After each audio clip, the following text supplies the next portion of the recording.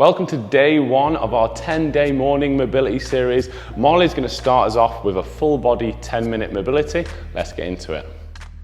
We're going to interlace our fingers in front of the body. Really extend out those arms, tuck the chin to the chest, and we're pushing the spine towards the back of the room. As we open, we're going to release the hands and then interlace them behind our backs. We're going to open the chest forwards, lift the chin, and then really reach those arms down. So it's a nice deep chest stretch. Softly release. We're going to take that 2 more times each direction. If it's too much interlacing the fingers behind, you can always just reach towards opposite elbow, just to make it a little bit more softer. And again, just moving nice and slowly into each position, each movement, so that we're not putting too much stress into the muscles or joints today.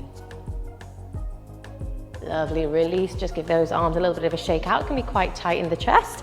We're going to take a lateral bend. So what we're going to do, we're going to place our right hand forwards and catch the wrist with the left hand and then take them over our head. We're then going to step our left foot over the right and then reach our body over towards the left. For more balance, you can bend into that left leg and it can also deepen that stretch, bring down the side of the body. How's that feel? Nice and tight. So remember, when we're stretching, really important that we keep breathing. We often tend to hold our breath here, especially if it is quite a tight area. So relax as much as we can. And then we'll gently release. Step back to a neutral position and then change sides. So we're catching the left wrist with the right hand, take it overhead, right foot over the left. The wider the stance, the more balance we have as well. And then we reach over to that right side. Again, you can bend into that knee for more stability, or if you're looking to deepen that stretch running down the side of the body. Lovely, and then we're going to slowly release, bring it back to our neutral stance. Now this next one, we're going to use a little bit of balance. So if balance isn't there at the moment, we can come down onto knees. So I'll show you that option first. So option 1, we're going to drop the left knee back, keep the right knee forwards. And all we're going to do is reach the arms up to the sky and then twist over to that right side, maybe deepening that twist by placing the left hand to the outside of the thigh. Make sure we're not pushing onto the knee. And if we do have more balance today, we can take it from standing. So really thinking about that same position with the leg, knee in line with the hip, reach the arms up, rotate to the side. Again, we can hold that thigh. That helps to encourage a deeper twist through the spine. And then just steady the breath. If we are standing, enjoy the wobbles and shakes. I'm just going to stay for 3, 2, and 1. Gently release. If we're standing, changing legs. If we're kneeling, again, just change those legs around. So we're looking for that 90-degree angle. So again, we just lift those arms up to the sky, twist over to the left side, maybe plant the hand to the outside of the thigh, and that can give you a little bit of extra encouragement to twist round a little bit deeper. Steadying through the breath, especially if we are balancing, it helps. We tend to hold our breath as we balance, but it makes it more wobbly. And then gently release. So we're going to come towards the back of our mat, just so we have some space to roll forwards. Mats are always a great way to help us place our bodies when we're doing some mobility practice. So again, feet are just going to be parallel, roughly around hip width distance, and we're just going to take a roll down. If you do suffer with any back pain, just roll down halfway. So we're going to drop the chin to the chest, let the head feel nice and heavy, relaxing the shoulders, maybe bending the knees if the lower back, hips or hamstrings are tight.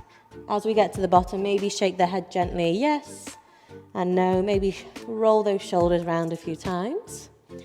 And then just as slowly as we roll down, we're going to slowly roll back up, and the head is going to be the last thing to rise. We're going to take that one more time, chin to chest, and then we roll it down. Again, let the head be nice and heavy. Maybe this time you want to reach for opposite elbow. If you can't quite reach the floor, that's fine. Don't force yourself there. We can have a deep bend in the knees, or maybe even place some blocks or pillows in front of the body. And then slowly rolling all the way back up, feeling that nice release through the spine. The next roll down, we're going to walk forwards into a plank position. So again, chin to chest, moving nice and smoothly, maybe bending the knees to help reach the floor. Then we walk the hands towards the top of the mat, keeping the eye level towards the top edge is going to keep that alignment through the spine. And then we're going to walk our feet in just one step each side, and then lift those hips up towards the sky, coming into what we call our downward dog. Now your feet can be as wide as feels comfortable for your hips. Maybe you want to add a bend in so that the spine feels nice and elongated. That's the sensation we're looking for rather than trying to force those heels down. They don't need to be down towards the ground. And just making sure we spread those fingers out nice and wide, roll the shoulders down and out to the sides. Nice. And then we're going to paddle out those feet just to deepen that stretch, running down the back of the legs, maybe getting a few releases while we're here.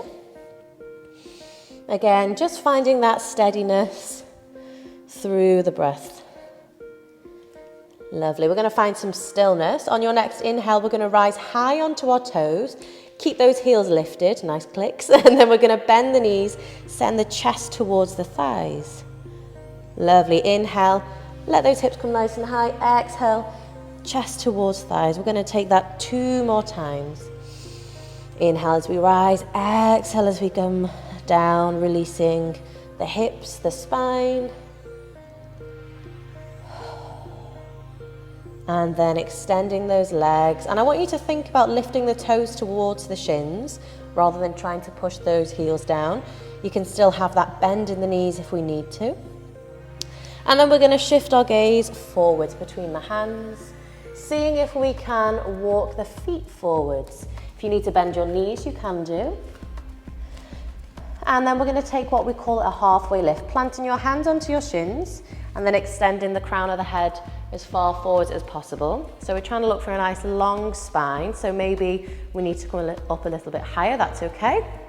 And then we're going to heel toe those feet so they're roughly around the width of the mat. We're going to come into what we call our yogi squat. So option 1, we're just going to slowly slide our hands down, sink our hips towards the floor, bring our hands together. Now, if you do have super tight hips and this is quite challenging, what we can do is use either a yoga block or a few cushions. Then you can sit the block or cushion underneath the sit bones. Or you can have a nice high one. Yeah? So whilst we're here, we're just going to think about pressing our arms into our thighs, but also squeezing the thighs into the arms, so it's creating an equal resistance. And then think about somebody pulling a piece of string from the crown of your head up towards the sky, so we lengthen out that back. And again, just focus on breathing. It can be quite challenging in our hips because it tends to be quite a tight area. So hopefully we can breathe comfortably. Just going to stay just a short while longer. Maybe close the eyes to just notice any sensations in the body if it's beginning to ease. If you can, slow down the breath if it feels super tight. When we start to calm down the breath, those pain responses or those discomfort sensations begin to lessen and ease as well. Maybe smile. Apparently it helps to relax the whole body. Lovely. So we're going to slowly release, lifting those hips, plant the hands on the floor. If the blocks are behind you, just move them to one side. And then we're going to step our feet back to that downward dog position. Lifting our right leg towards the sky, coming into a 3-legged dog. Gazing forwards, and we're going to see if we can step to the top of our mat, nice and gracefully. Lovely. It's a nice deep one. We're going to soften that back knee down. If this feels too much, if we're rounding through the spine, then we can bring the floor closer to us, placing a block underneath the hands, or maybe even just bringing the hands onto the hips if it's quite an intense posture. We're just going to take 4 flows, back and forwards. You can play around with keeping the toes down as you take the hips back And then also play around with flexing the foot just to see how that sensation changes running down the back of the leg. Might be a little bit more intense. The last one we're just going to hold for a few moments. So maybe walk the hands in. Again, we're looking for a nice long spine. So you can either place hands on blocks, hands on hips, a little bit more of a balance challenge here. And then gently release. We're going to tuck those back toes under and then step straight up to our downward dog. And coming onto our final side, lifting that left leg towards the sky. Switch the gaze to the hands, step it forwards. Lovely, that side was much softer. Drop that back knee down. Again, same options. You can have blocks under hands, hands on hips, whatever feels best for your body today. And then we're just going to gently rock back and forwards. Again, play around with trying to keep the toes down as we take the hips back. You might get a little bit of a stretch over that ankle. And then also flexing through the feet.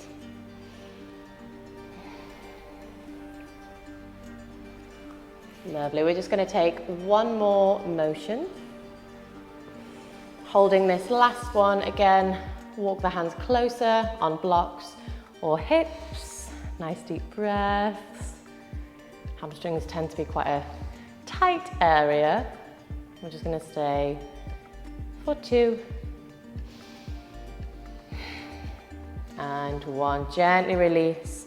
This time, instead of stepping up to our down dog, we're just going to take the left knee back to meet the right and finish in a child's pose. So option 1 is to keep the knees together and relax the forehead down. Option 2 is to keep the big toes together and then take the knees around mat width apart. And it's really how you feel in your body. There's no right or wrong way. It's whatever feels the most comfortable for yourselves. And this is a nice posture to just come down and rest, as well as opening the back line of the body, the spine, the hips.